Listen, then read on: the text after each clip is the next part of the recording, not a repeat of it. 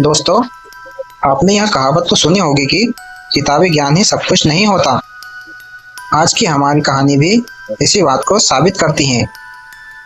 एक ऐसा रोमांचक किस्सा जो आपको सोचने पर मजबूर कर देगा कि ज्ञान से ज्यादा बुद्धि का होना क्यों जरूरी है। तो चलिए शुरू करते हैं। एक नगर में 4 मित्र रहते थे। उनमें से 3 बड़े वैज्ञानिक थे किंतु बुद्धि रहित थे। चौथा वैज्ञानिक नहीं था किंतु बुद्धिमान था। चारों ने सोचा कि विद्या का लाभ तभी हो सकता है यदि वे विदेशों में जाकर धन संग्रह करें। इसी विचार से वे विदेश यात्रा को चल पड़े। कुछ दूर जाकर उनमें से सबसे बड़े ने कहा, हम चारों विद्वानों में एक विद्या शून्य है। वह केवल बुद्धिमान है। धनोपार्जन के लिए और धनिकों की प्रसन्नता प्राप्त करने के लिए विद्या आवश्यक है।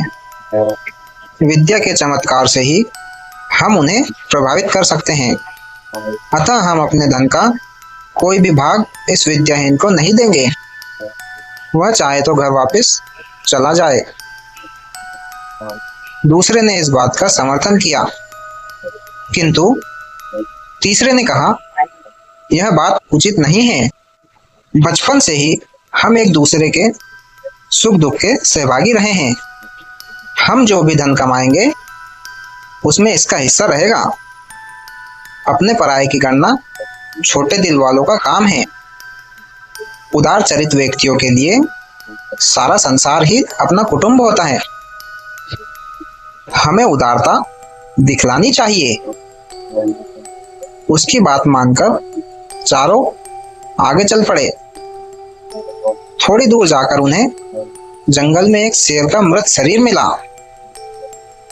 उसके अंग प्रत्यंग बिखरे हुए थे।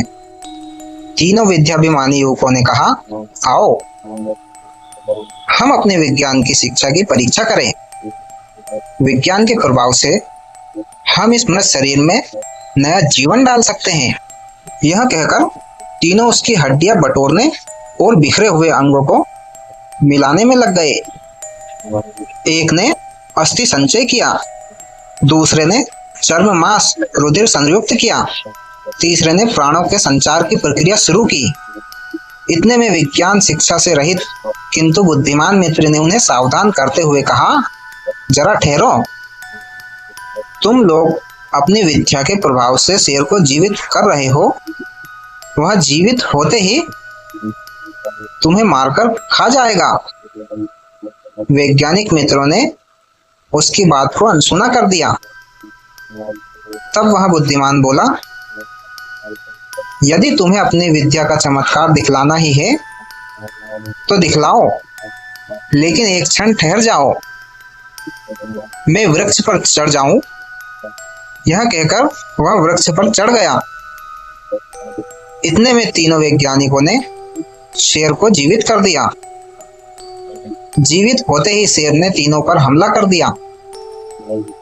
तीनों मारे गए। अतः शास्त्रों में कुशल होना ही पर्याप्त नहीं है। लोक व्यवहार को समझने और लोकाचार के अनुकूल काम करने की बुद्धि भी होनी चाहिए। अन्यथा लोकाचारहीन विद्वान भी मूर्ख पंडितों की तरह उपहास के पात्र बनते हैं। यह कहानी हमें सिखाती है कि ज्ञान के साथ साथ बुद्धि का होना भी जरूरी है। आपको क्या लगता है, क्या ज्ञान के बिना बुद्धि अधूरी है? हमें कमेंट में जरूर बताएं। और अगर आपको यह कहानी पसंद आई तो इस वीडियो को लाइक करें और शेयर करें। और ऐसी वीडियो के लिए हमारे YouTube चैनल को सब्सक्राइब करें। धन्यवाद।